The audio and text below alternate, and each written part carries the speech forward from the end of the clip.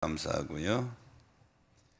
작년 11월 8일자 크리스천 투데이에 월드 시리즈에서 우승한 아틀란타 팀의 한 선수가 하나님의 은혜에 감사를 표현하는 그런 기사가 실렸습니다. 이 선수 이름은 단비 소한스 선수인데요. 인터뷰에서 자신이 월드 시리즈에서 뛸 수 있는 기회를 가진 것은 하나님의 계획 덕분이다, 이렇게 고백했습니다. 소한스 선수는 2015년에 애틀란타 팀에 이적을 하게 됐는데 그때에는 도저히 이해가 되지 않았답니다. 하지만 시간이 지나고 나서 한 가지 배운 것은 하나님은 항상 계획을 갖고 계시며 그 계획은 나를 실망시키지 않았다고 고백했습니다. 이 소한스 선수는 어렸을 적부터 기독교 가정에서 자랐습니다. 그래서 자연스럽게 신앙의 환경에서 성장해서 하나님을 믿는 믿음 가운데 자랐고, 성장하면서 깨달은 것은 하나님은 크고 선하신 계획을 가지고 계시는 분이고, 하나님은 어떤 환경 가운데서도 그 뜻을 이루어 가시는 분이시다 하는 것을 깨닫게 되었답니다. 금년 새해가 출발해서 이제 2주째 왔습니다. 하나님은 이 새해에도 저와 여러분을 향한 계획이 있으신 줄 믿으시기 바랍니다. 그 계획이 금년 새해 2022년에 하나님의 인도와 섭리 속에 선하고 복되게 이루어지시기를 주의 이름으로 축복합니다. 오늘 본문은 믿음의 사람인 다윗이 쓴 감사 예배시입니다. 다윗은 이 감사 예배시에서 만물의 주권자이신 하나님을 향해서 찬양하고 있는 모습입니다. 저는 오늘 1월 2번째 주일의 본문의 말씀을 가지고 다윗이 만난 하나님 하는 제목으로 함께 은혜를 나누고자 합니다. 다윗이 만난 하나님의 첫 번째는 홍수 때에 좌정하시는 하나님을 만났다고 고백합니다. 오늘 본문 10절에 보니까 여호와께서 홍수 때에 좌정하셨으며 이렇게 고백하고 있죠. 여기 지금 다윗이 고백한 홍수 때는 노아 홍수 시대의 홍수를 가리키고 있는 것입니다. 다윗은 멀리 역사적으로 거슬러 올라가서 하나님이 노아 대홍수 때에도 그 홍수 위에 좌정해 계셨다. 이 좌정이라고 하는 말은 통치 행위를 나타납니다. 다스리셨다, 통치하셨다. 하나님은 당신의 뜻대로 대홍수 사건을 움직이셨다는 것입니다. 대홍수를 통해서 하나님이 만물을 통치하시는 왕이시라는 사실을 확실히 드러내 보여주셨다. 하나님은 지금도 모든 상황을 통치하시는 전능하신 주님이신 줄로 믿습니다. 그러면서 다윗은 10절 하반절에 이렇게 고백합니다. 여호와께서 영원토록 왕으로 좌정하시는도다 그랬어요. 노아 때만 홍수 때 좌정하신 것이 아니라 영원토록 왕으로 좌정하고 계시다. 새해를 맞아 꿈을 가지고 살아가는 2022년에 금년에도 우리가 원하든 원치 않든 여러 가지 일들을 만나게 될 것입니다. 때로는 좋은 일도 있을 것이고 때로는 힘든 일도 있을 것입니다. 어떠한 일을 만나든지 간에 하나님은 모든 상황을 통치하신다고 하는 믿음을 잃지 않게 되시기를 축복합니다. 믿음의 사람 요셉은 하루아침에 불행을 만났습니다. 형들에 의해서 애굽의 노예로 팔렸어요. 불행 중에 이런 불행이 어디 있습니까? 하지만 하나님이 요셉의 일생을 통치하소서 그것이 오히려 합력하여 선을 이루어서 애굽의 총리가 되고 자기 가족들을 다 구원할 수 있는 그런 기회로 하나님이 다스려 주신 것입니다. 오늘 다윗도 자기 인생을 되돌아보면서 하나님은 홍수 때에 자정하신다. 이 홍수는 사람마다 다를 겁니다. 어떤 분들에게는 질병의 홍수를 만난 분들도 있고, 어떤 분들은 사업의 홍수를 만나도 힘든 분도 있을 것입니다. 어떤 분들은 인간관계 홍수를 만나서 힘든 분들도 있을 거예요. 다윗은 어려운 일, 전체의 세상만사의 일을 홍수라 이렇게 표현한 거예요. 금년에 어떤 일을 만나든지 간에 모든 상황을 통치하시는 분은 하나님이신 것을 기억하시기를 축원합니다. 다니엘서 4장에 보면 하나님의 주권과 통치하심을 이스라엘을 넘어서 이방 나라 왕까지 미치고 있음을 선언하고 있습니다. 바벨론 제국 왕이 느부갓네살 왕인데 그 입을 통해서 하나님의 통치를 선언하고 있습니다.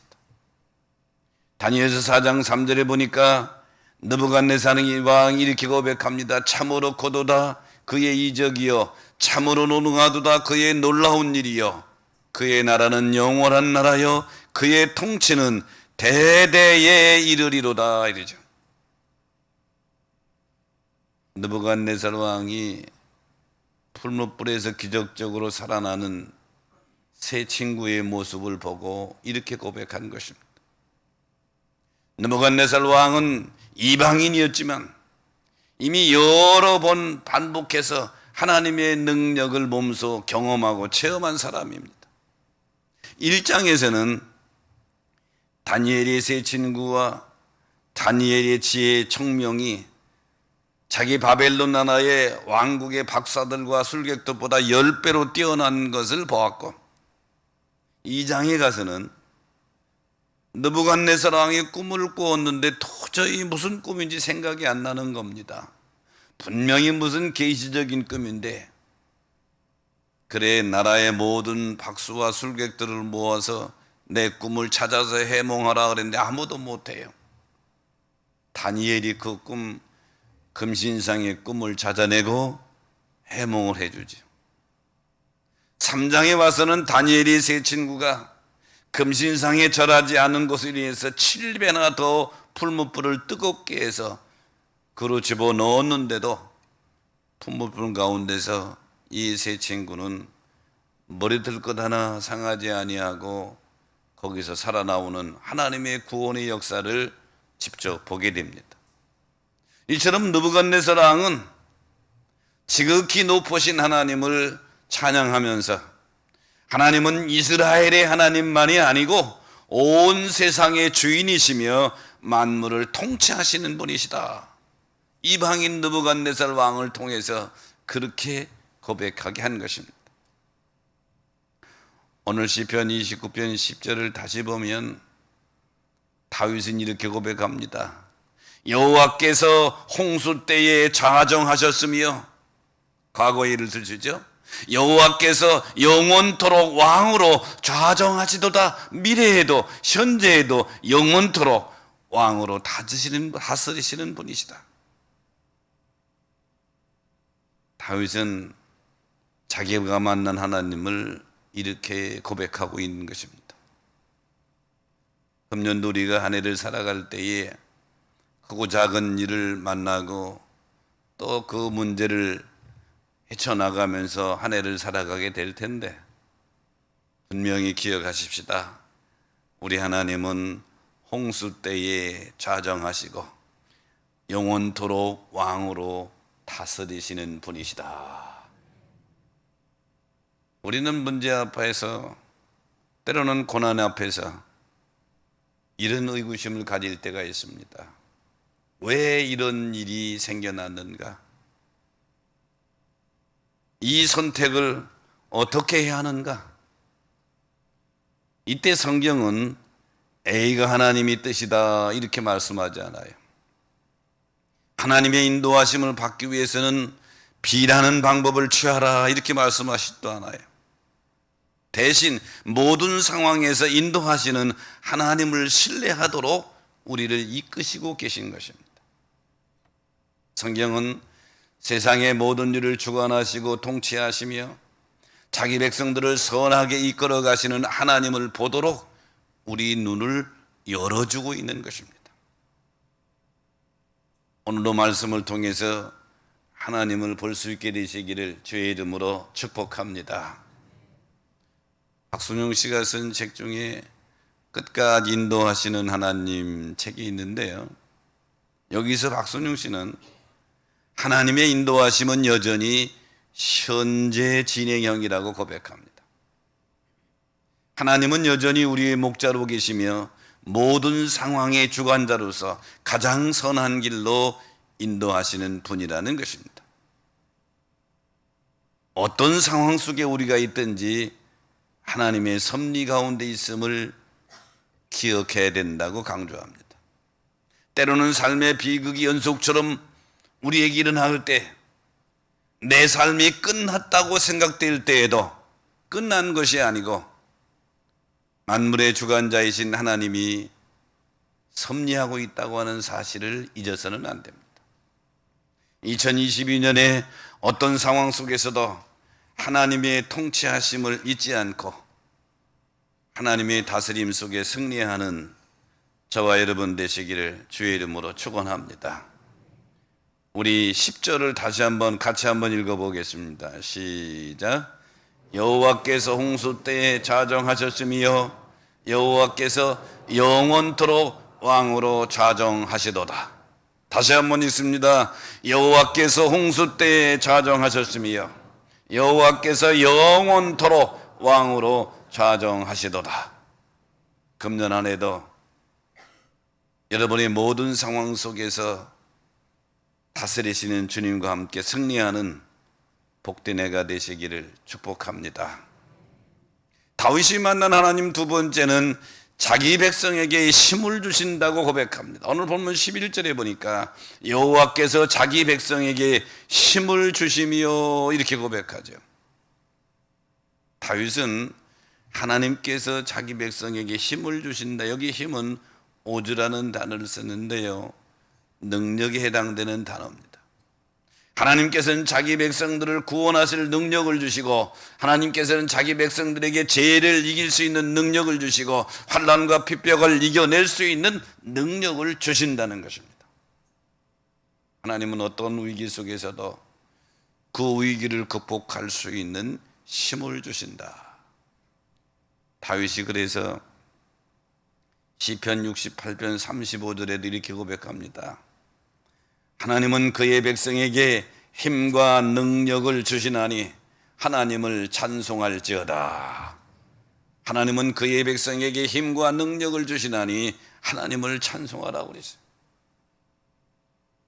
다윗의 인생을 잠깐 생각해 봅시다. 이새의 아들로 태어난 목동이었습니다. 왕자로 태어난 사람이 아니에요. 15살에 사무엘 선지자로부터 이스라엘의 왕으로 될 것이라고 기름 부음을 받았어요. 그리고 실제로 왕으로 등극하게 된 것은 30살입니다. 30살에 헤브론에서 왕으로 등극하죠. 15살에 왕으로 기름을 받고 30살에 왕으로 등극하기까지 15년의 시간적인 차이가 있죠. 이 기간이 평탄한 시간이 아니에요. 다윗의 인기가 점점 올라가는 것을 아는 사울 왕이 다윗을 죽이려고 합니다. 군대 2천 3천을 동원해서 다윗을 체포하려고 하고 다윗은 도망다니는 피난하는 삶이에요. 하루 이틀도 아니고 많은 세월 동안 생명의 위기 속에 놓였던 그런 사람이 다윗입니다. 하지만 다윗에게 하나님이 힘을 주셔서 모든 환경을 극복하게 하시고 궁극적으로는 약속하신 대로 기름 부은 대로 이스라엘의 2대 왕으로 삼으시죠. 이 고난의 때에 다윗이 고백한 내용이 시편 23편 4절에 내가 사망의 음침한 골짜기로 다닐지라도 해를 두려워하지 않는 것은 주께서 나와 함께 하심이라. 주의 지팡이와 막대기가 나를 안위하시나이다. 그러면서 이렇게 고백하죠. 시편 18편 1절에 보면 나의 힘이신 여호와여 내가 주를 사랑하나이다. 나의 힘이신 여호와여 내가 주를 사랑하나이다. 금년 한 해 살아가는 동안에 하나님이 여러분이 힘이 되시기를 축원합니다. 하나님이 여러분이 힘이 되시기를 축복합니다. 열왕기하 19장에 보면 남유다의 왕 히스기야가 위기를 만납니다. 아수르 왕 사네림이 유다를 쳐들어온 것입니다. 그리고 히스기야 왕에게 편지를 보냈어요. 항복하라고. 히스기야가 이 사네림의 항복 요구를 받고는 크게 슬퍼하면서 이사야 선지자에게 기도를 요청하는 내용이 열왕기하 19장의 내용입니다. 히스기야가 편지를 받고 그 편지를 가지고 여호와 앞에 펼쳐놓고 기도합니다. 히스기야 열왕기하 19장 14절에 보니까 히스기야가 그 편지를 여호와 앞에 펴놓았다고 그랬어요. 나라의 존망이 걸린 상태의 히스기야 왕의 그 심정을 이해할 수 있습니다. 그리고 15절에 하나님 앞에 이렇게 고백합니다. 주는 천하 만국의 홀로 하나님이시라. 주께서 천지를 만드셨나이다. 여기 천하 만국의 원문의 의미는 다스린다는 뜻입니다. 천하 만국을 홀로 다스리신 분이 하나님이십니다. 그리고 16절에 이렇게 고백합니다. 여호와여 귀를 기울여 들으소서. 여호와여 눈을 떠서 보시옵소서. 히스기야의 기도를 들으신 하나님이 응답하시죠. 31절에 보니까 여호와의 열심히 이 일을 이루리라. 사랑하는 여러분, 우리의 인생은 위기를 극복하는 힘은 오직 하나님이 주시는 줄 믿으시기 바랍니다. 하나님이 위기를 극복할 수 있는 힘을 주신다. 세계 최고의 갑부로 살다 간 사람이 록펠러입니다.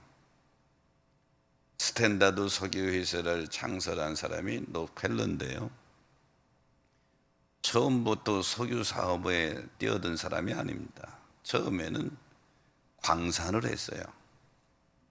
근데 광산이 잘 안 되는 바람에 임금이 밀려서 광부들이 폭동을 일으켰습니다. 그래가지고 록펠러를 탄광 계도에 가둬버리고 임금을 주지 않으면 못 나간다고 협박하는 위기의 순간을 맞이하게 됐습니다. 그 순간 록펠러는 폐광에 엎드려서 기도하기 시작했습니다. 밖으로 나갈 수도 없죠.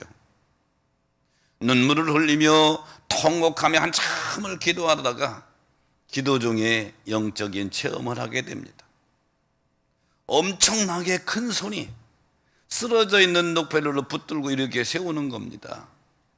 그리고 그 손에 이끌려서 록펠러는 계속 따라가게 됩니다. 어느 지점에 다다르자 큰 손이 록펠러를 놓아줍니다. 문득 정신이 든 록펠러는 주변을 둘러보았어요. 그는 여전히 차짓한 폐광 바닥에 쓰러져 있습니다. 그런데 캄캄한 어둠 암흑 속에서 음성이 들립니다. 내가 갈 곳에 이미 이르렀느니라. 때가 되면 열매를 거두리라. 내가 있는 이곳을 더 깊이 파라 그랬어요. 록펠러는 그 음성에 순종해서 광부들을 설득해서 그 장소를 파기 시작했습니다. 얼마만큼 팠을까? 갑작스레 퍽 하더니 검은 물이 팍 솟구쳐 오르는 것입니다. 원유, 석유가 거기서 튀어나온 거예요. 이래서 석유 사업에 손을 댄 겁니다. 록펠러는 그 위기 순간에 하나님이 주시는 힘으로 위기를 극복하고 부자가 되었죠. 혹 여러분 위기 중에 있으십니까? 여러 가지 내 노력과 내 힘으로 극복하려고 애를 쓰지만 극복할 힘을 주시는 분이 하나님이시다. 오늘 본문의 다윗이 자기 인생의 경험을 통해 이렇게 고백합니다. 여호와께서는 자기 백성에게 힘을 주신다. 여호와께서는 자기 백성에게 힘을 주신다. 다윗에게 힘을 주셔서 위기를 극복하게 하신 하나님이 오늘 이 예배에 참여한 오늘의 가족 여러분에게 힘을 주셔서 어떤 상황이든지 일어날 수 있는 힘, 극복할 수 있는 힘, 뛰어넘을 수 있는 힘을 얻게 되시기를 주의 이름으로 축원합니다. 다윗이 만난 하나님 세 번째는 자기 백성에게 평강의 복을 주시는 분이십니다. 11절 하반절에 보니까 여호와께서는 자기 백성에게 평강의 복을 주시는도다 그랬어요. 다윗이 살던 그때 고대 사람들은 자연과 신을 직접 연결시켜서 자연을 신처럼 섬겼습니다. 그래서 각종 우상들이 자연에서 많이 나왔어요. 하지만 다윗은 자연이 아니고 여호와만이 오직 복을 주시는 분임을 선언하고 있는 것입니다. 그래서 여호와께서는 자기 백성에게 평강의 복을 주신다. 이 평강의 복음의 샬롬은 전쟁이나 분쟁, 다툼이 없는 상태, 아주 평안한 상태를 의미하는 겁니다. 하나님은 우리에게 평강의 복을 주시는 분인 줄 믿으시기 바랍니다. 출애굽에서 광야길을 가고 있는 이스라엘 백성들에게 하나님은 복을 주시기를 원하셨어요. 그래서 모세에게 명령합니다. 너는 아론과 그 자손들에게 내 백성을 위해서 이렇게 기도하라고 해라. 축복하라고 그래라. 민수기 6장의 내용입니다. 그 중에 26절에 보면 여호와는 그 얼굴을 내게로 향하여 드사 평강 주시기를 원하노라 할지니라. 하나님은 내 백성들에게 평강 주시기를 원하니까 너 그렇게 기도하라. 금년 2022년에 하나님이 주시는 평강의 복이 여러분에게 넘치시기를 축복합니다. 십자가에서 죽으시고 3일 만에 부활하신 주님이 제자들을 처음 만났습니다. 제자들도 할 얘기가 많았을 것이고 예수님도 할 얘기가 많으셨을 거예요. 이때 예수님이 제일 먼저 하신 말씀이 요한복음 20장 21절에 너희에게 평강이 있을지어다. 다른 말씀 안 하셨어요. 제자들에게 너희에게 평강이 있을지어다. 사랑하는 여러분, 다윗이 만난 하나님은 우리에게 평강의 복을 주시는 분이시다. 금년 한 해를 살아가면서 이 하나님 만나 평강의 복을 누리는 주인공들 되시기를 축복합니다. 이사야서 24장부터 27장까지는 별명이 붙어 있어요. 이사야의 소묵시록이다. 즉 이사야가 예언한 계시록이라는 거예요. 특별히 26장에 보면 종말의 날에 구원받은 남유다 백성들이 하나님의 구원하심을 찬양하게 될 것이라는 예언이 담겨 있습니다. 여기서 남유다 백성은 유다 백성들만 가리키는 것이 아니고 하나님께서 택하사 구원하신 모든 백성을 대표하는 표현을 이렇게 한 거예요. 즉 구원받은 백성들이 누리며 찬양하게 될 찬양의 제목은 무엇인가? 그것은 주님이 우리의 견고한 성읍이 되어 주신다는 것입니다. 견고한 성읍은 하나님께서 구원하신 백성들이 살게 될 도성을 의미하는데 이 도성은 죄와 가난과 적들의 공격으로부터 보호받는 것이요 하나님이 주시는 평강을 누리는 성입니다.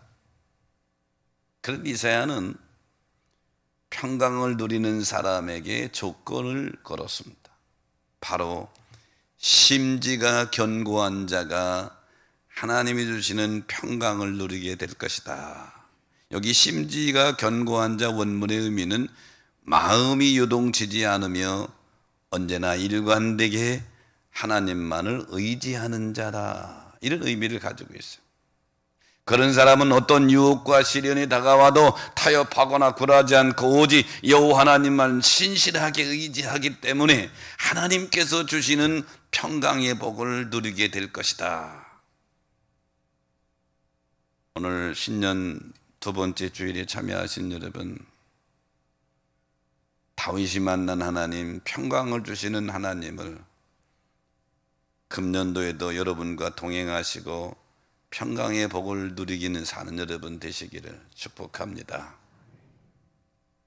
세상은 여러 가지 방법들로 평강을 얻을 수 있다고 말하고 또 추구하고 있습니다.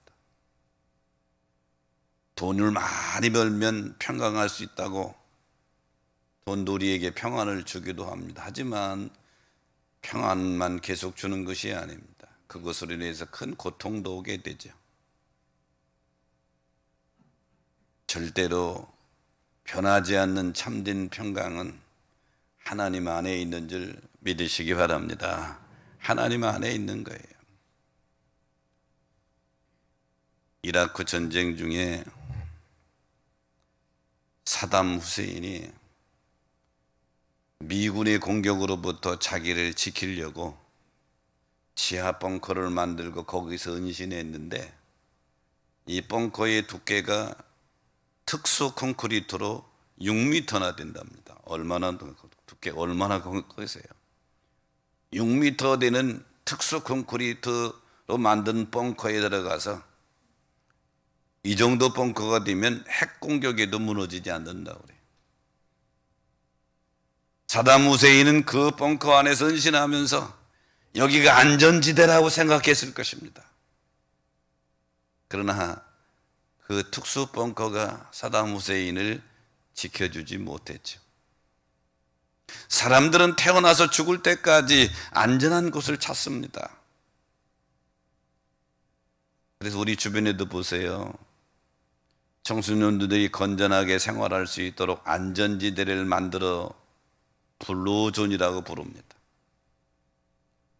유해 환경으로부터 보호하기 위해서 안전지대를 막고 레드존이라고 부릅니다.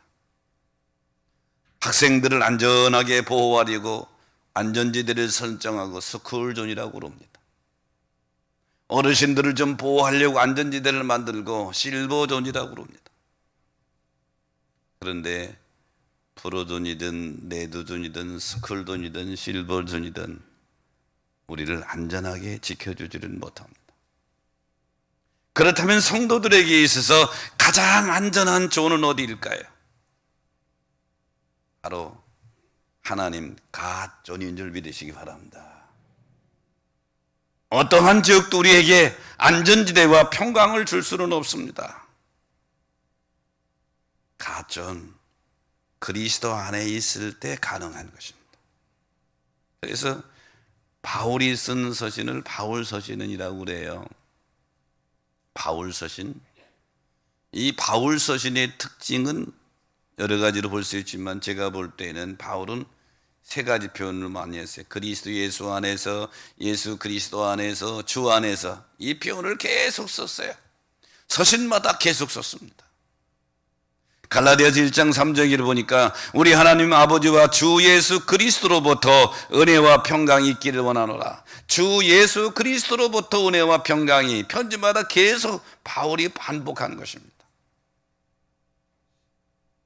바울이 깨달은 놀라운 비밀은, 진정한 평강은 그리스도 안에 있다고 하는 것을 깨달은 것이죠.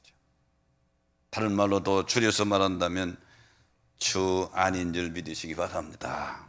주님 안에 있을 때 참된 평강이 있다.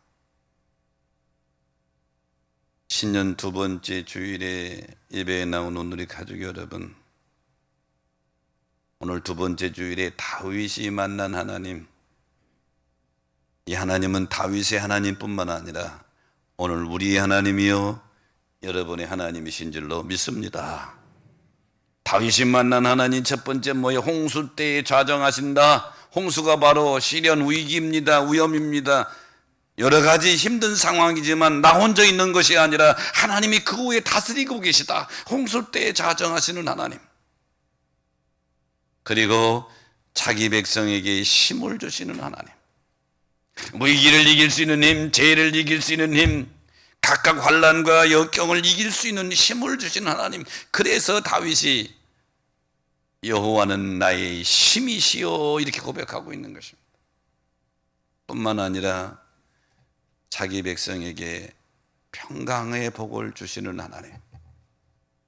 그래서요, 내가 내 믿음이 지금 정상적인 모습인가 하고 나를 측정하는 잣대 중에 하나가 평강입니다.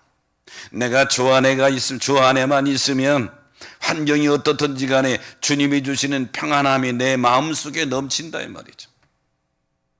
주 밖으로 나가면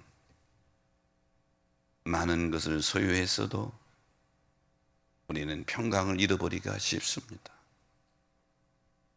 1월 두 번째 주일에 다윗이 만난 하나님을 마음속 깊이 각인하고 나도 그 하나님 안에 승리하는 새해 2022년으로 살아가시기를 주의 이름으로 축복합니다. 말씀 생각하시면서 우리